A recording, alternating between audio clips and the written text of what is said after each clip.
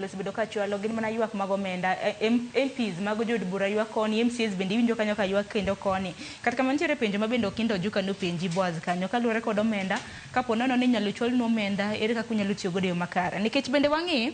omenda mabende osebedo kar mana ka dhi e counties MCAs udwaro ward development fund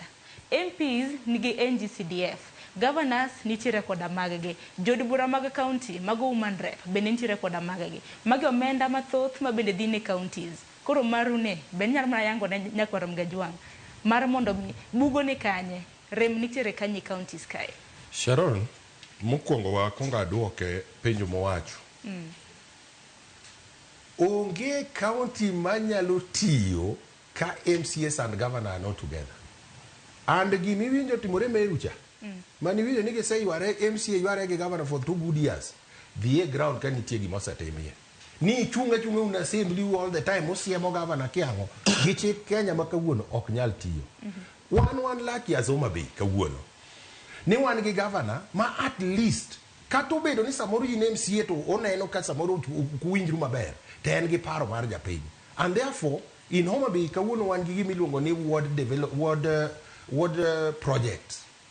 ward projects and pesa makawa bedo kaka MCAs to wawacho ni siling makama waketo mondo dhie ward ka ward mondo each and every ward oyud gimoro but at least iyudo kama otimo follow up totimo but remember ni nitiere situation you all governors are not the same ok gin gi paro machalre awuoyo kaka Homabay but aywago jamigori moro aywago nyoche winjo county ma Migori ka chieng' moro MCA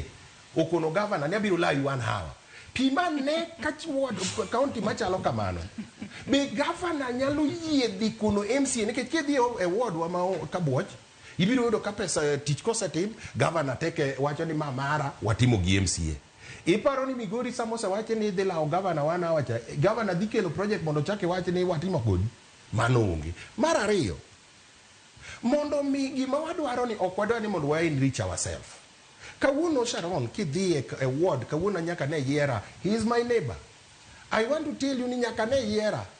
waseyawo ndara ma virgin na donje MCA kan tiere skunda paga bit mapok noneno gimiluongo ni ndara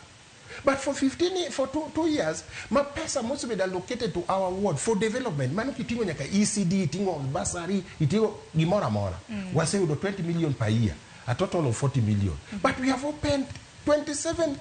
kilometer of virgin road dara mani onge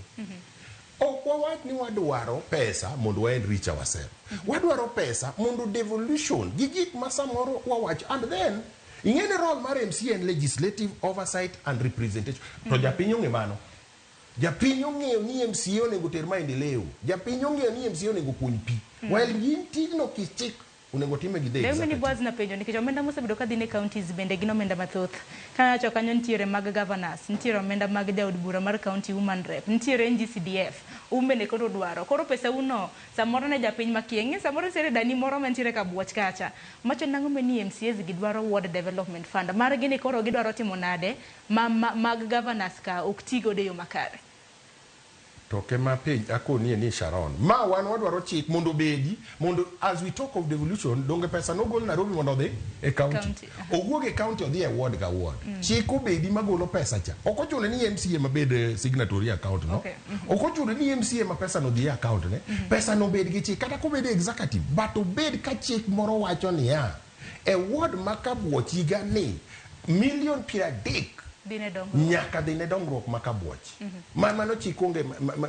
kitimo gimopogore ingeni like CDF kata ngo matimre iga ka iga pesa mineno MPs budget ni CDF cha nyako dhi e county ko the thing is mana kako wache ni to bende gibiro rite maber mano to koriluongo ni ethical issue